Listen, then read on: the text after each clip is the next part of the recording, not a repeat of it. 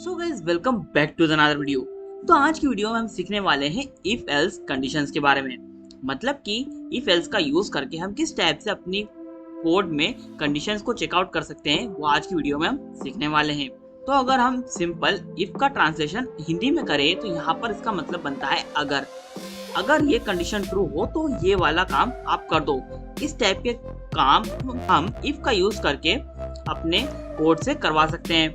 तो उसके लिए मैं यहाँ पर अपने एग्जाम्पल को कॉपी करूंगा और यहाँ पर पेस्ट कर दूंगा।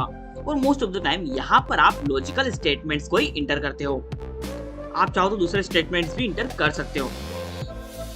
तो यहाँ पर क्या लिखा है? यहाँ पर लिखा है if b is greater than a then, अब इसे आप देन कह सकते हो। और उसके बाद में हमने लिख रखा है print b is greater than a। और अगर अपने कोड को मैं रन करूंगा तो अगर यहाँ पर जो हमारा b है वो a से बड़ा होगा तो हमें b is greater than a देखने को मिल जाएगा। ओके, लेकिन एक बात यहाँ पे हमेशा ध्यान रखना कि पाइथन में इंटेंडेशन बहुत जरूरी होता है। मतलब कि आप इफ का यूज करो या फिर लूप का यूज करो या फिर किसी फंक्शन का यूज करो तो आपको वहां पर उसका स्कोप डिफाइन करना पड़ता है। मतलब कि वो फंक्शन या फिर वो लूप या फिर वो इफ कहाँ तक जा रहा है। तो उसके लिए हम यहाँ पर इस टाइप से वाइड स्पेसेस को इंक्लूड करते हैं। अगर आप इन्हें इंक्लूड नहीं करोगे स्टार्टिंग में तो क्या होगा कि आपको यहाँ पर एरर देखने को मिल जाएगा, क्योंकि इफ में अभी तक कुछ भी नहीं है। मतलब कि अगर आपको इफ या फिर फंक्शन या फिर लूप में किसी भी चीज को इंक्लूड कराना है तो आपको वहां पर इस टाइप से वाइट स्पेसेस को इंटर करना होगा उस लाइन के शुरुआत में। और अगर आप चाहो तो यहाँ पर एक से ज्यादा लाइन को भी इंटर करा सकते हो। फॉर एग्जाम्पल अगर मैं चाहूँ तो यहाँ पर लिख देता हूँ print a is smaller than b और अपने कोड को रन करूंगा तो अगर b a से बड़ा होगा तो ये दोनों लाइन एग्जीक्यूट हो जाएंगी, जैसा कि आप यहाँ पर देख सकते हैं। लेकिन अगर मैं यहाँ पर वाइट स्पेसेस को ना लगाऊं और फिर प्रिंट कर दूं कुछ भी, लेटर से मैं लिखता हूँ थैंक यू और फिर अपने कोड को रन करूंगा तो कोई भी कंडीशन हो आपको थैंक यू जरूर देखने को मिलेगा। अगर यहाँ पर ये वाली कंडीशन फॉल्स हो गई तब भी आपको थैंक यू देखने को जरूर मिलेगा, क्योंकि ये इफ से रिलेटेड नहीं है। अब बात करते हैं एलिफ की। एलिफ का यूज हम वहाँ करते हैं जहाँ पर हमें एक से ज्यादा कंडीशंस को चेकआउट करना होता है। मतलब कि अगर यहाँ पर b बड़ा है तब तो ये हमें रिटर्न कर रहा है ये दो सेंटेंस, लेकिन हम चाहते हैं कि अगर हमारा a बड़ा हो b से तो हमें देखने को मिले कि a is greater than b। तो उसके लिए हम यहाँ पर एलिफ का यूज करते हैं। तो मैं यहाँ पर एंटर करूंगा एलिफ। अब एलिफ का यूज आप एक से ज्यादा बार कर सकते हो। अब मैं यहाँ पर एंटर कर रहा हूँ एलिफ और मैं यहाँ पर एंटर कर रहा हूँ a is greater than b और फिर यहाँ पर मैं कॉलन का सिंबल लगाऊंगा और यहाँ पर मैं एंटर कर दूंगा print a is greater than b और अपने कोड को रन कर दूंगा। अब जब भी a बड़ा होगा b से तो आपको a is greater than b देखने को मिल जाएगा। और अगर आप चाहो तो एलिफ का यूज आप एक बार से ज्यादा बार भी कर सकते हो।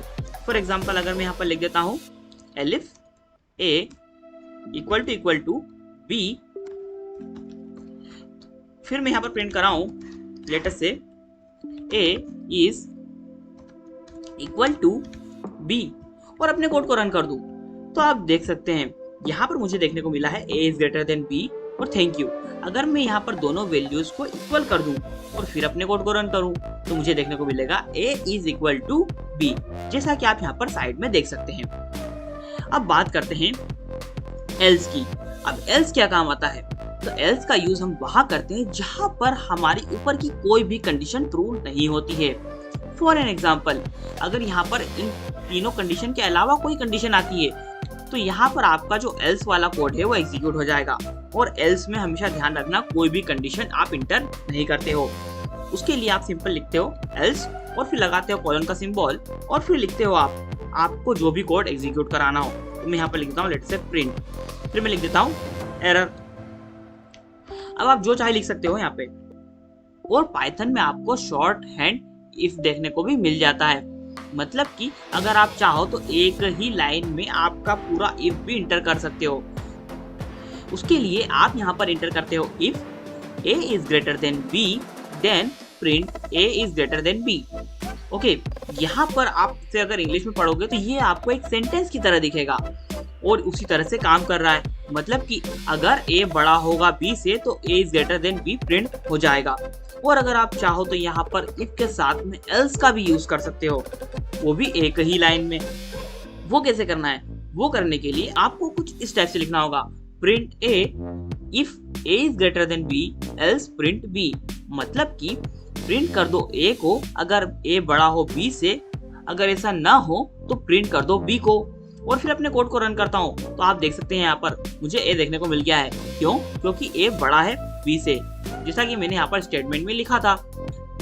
और इसी टाइप से अगर आप चाहो तो इफ एल्स का यूज बार बार कर सकते हो, जैसा कि आप यहाँ पर देख सकते हैं। तो यहाँ पर मैंने लिखा है प्रिंट कर दो a को अगर a बड़ा हो b से, नहीं तो प्रिंट कर दो बराबर अगर a बराबर हो b के, नहीं तो प्रिंट कर दो b को। आई होप कि आप मेरी बातों को समझ गए होंगे। और अगर आप चाहो तो सेम कंडीशंस को एंड ऑपरेटर, और ऑपरेटर और नॉट ऑपरेटर इनका यूज करने के साथ भी आप करा सकते हो। और ये सब कैसे करना है ये मैं आपको पहले जब मैंने एंड और ऑपरेटर पढ़ाए थे तब मैं बता चुका था, तो उन्हें मैं यहाँ पर कवर नहीं कर रहा हूँ। और अगर आप चाहो तो पाइथन में नेस्टेड इफ का भी यूज कर सकते हो, मतलब कि आप चाहो तो एक इफ के अंदर दूसरे इफ को भी इंटर कर सकते हो। लेकिन एक बात हमेशा ध्यान रखना कि वहां पर आपको व्हाइट स्पेसेस ज्यादा इंटर करने होंगे। और कई बार ऐसा भी होगा कि आप चाहते हो कि आपकी ये वाली कंडीशन ट्रू हो जाए तो आपका कोड कुछ भी ना करे, तो उसके लिए आपको यहाँ पर कुछ ना कुछ तो वैल्यू असाइन करना पड़ेगी। तो उसके लिए हम यहाँ पर पास लिख देते हैं। और फिर अपने कोड को अगर मैं रन करूंगा तो यहाँ पर मुझे कुछ भी देखने को नहीं मिलेगा। मतलब कि अगर ये कंडीशन ट्रू हो तो आप कुछ भी मत करो, शांत बैठे रहो। ये हमारा कोड कर रहा है। अब बारी है प्रैक्टिस की। तो यहाँ पर मैं आपको प्रैक्टिस के तौर पर एक प्रोग्राम लिख के बनाऊंगा। सबसे पहले तो एक यूजर से एक एज को एंटर कराऊंगा और उसके बाद में उसे वैलिड करूंगा, मतलब कि वो यूजर एडल्ट है या नहीं है, ये हमारा कोड चेक करेगा। सबसे पहले मैंने यहाँ पर एक वेरिएबल बनाया है जिसका कि नाम मैं रख रहा हूँ एज, और मैं चाहता हूँ कि हमारा जो यूजर है वो हमें इनपुट दे। तो मैं यहाँ पर लिखूंगा इनपुट, और फिर मैं यहाँ पर एक स्ट्रिंग को एंटर कर दूंगा जो कि यूजर को नंबर इंटर करते टाइम यानी एज इंटर करते टाइम देखने को मिलेगा। देख सकते हैं आप, मैंने यहाँ पर लिखा इंटर योर एज। उसके बाद में मैं यहाँ पर लगाऊंगा इफ, और उसके बाद में मैं इंटर करूंगा अपनी कंडीशंस को। तो मैं यहाँ पर इंटर कर रहा हूँ if age is greater than 18, मतलब कि एज अगर यूजर की 18 से ज्यादा हो तो आप क्या करो, प्रिंट कर दो यू आर एडल्ट। ओके, और अब एक बार अपने कोड को रन करके देखते हैं। लेकिन यहाँ पर हो सकता है कि आपको एरर देखने को मिले, और वो एरर देखने को क्यों मिलेगा?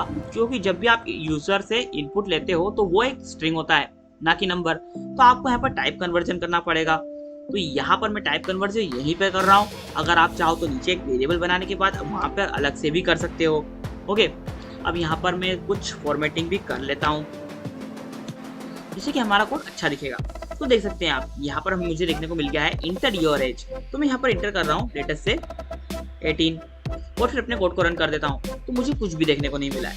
लेकिन वहीं अगर मैं यहाँ पर 19 इंटर करता तो मुझे यहाँ पर देखने को मिल जाता यू आर एडल्ट, जैसा कि आप यहाँ पर देख सकते हैं। अब यहाँ पर मैं इक्वल टू का सिंबल भी लगा देता हूँ, क्योंकि मैं चाहता हूँ कि अगर मेरा यूजर 18 साल का है तो भी वो एडल्ट ही कहलाए। अब यहाँ पर कुछ और कंडीशंस भी लगाऊंगा मैं। उसके लिए मैं यहाँ पर एलिफ का यूज करूंगा। तो मैं लिखता हूँ elif age is less than 18 and age is greater than 0, मतलब कि हमारा जो यूजर है उसकी एज अगर 18 से कम है या फिर 0 से ज्यादा है तो आप क्या प्रिंट कर दो यू आर नॉट एडल्ट। और फिर अपने कोड को रन करता हूँ। अब यहाँ पर यूजर से एक नंबर मांगेगा, जिसे कि मैं एंटर करता हूँ 19, और अपने कोड को रन करता हूँ तो मुझे यहाँ पर यू आर एडल्ट देखने को मिला है। और अगर यहाँ पर मैं एंटर करता 5 तो मुझे यहाँ पर यू आर नॉट एडल्ट देखने को मिल रहा है। लेकिन हो सकता है कि कोई इनवैलिड नंबर यहाँ पर एंटर कर दे, हो सकता है कि यहाँ पर कोई कंडीशन फॉल्स हो जाए। तो उसके लिए मैं यहाँ पर एंटर करता हूँ एल्स, और यहाँ पर मैं लिखता हूँ प्रिंट, और यहाँ पर मैं एंटर करूंगा प्लीज इंटर